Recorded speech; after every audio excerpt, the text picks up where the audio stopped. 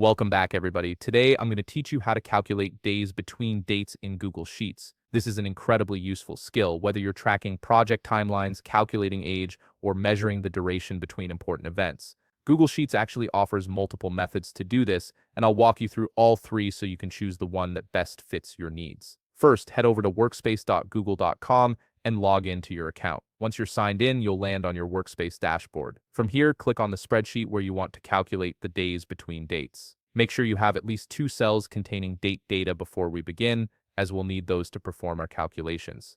Now let's explore the first method, which uses the minus function. This is the simplest approach and works great for basic date calculations. Click on any empty cell where you want your result to appear. Type equals minus open parenthesis. Next, select the cell that contains your first date, then add a comma.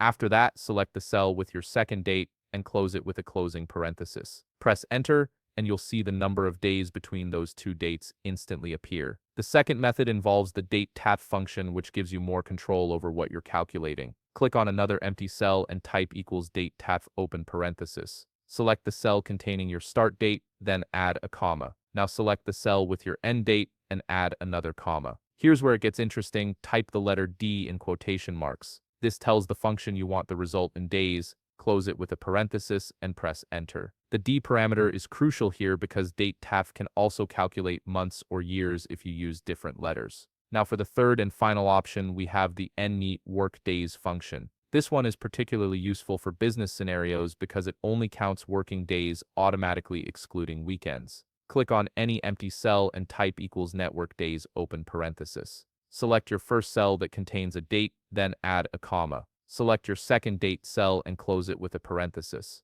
Press enter and you'll see the number of working days between those dates, which is perfect for calculating business timelines or project durations. Each of these methods serves a different purpose. Use minus for simple calculations, date_taf when you need more flexibility, and nneat workdays when you're dealing with business days. If you found this video helpful, please leave a like, subscribe, and see you in the next video.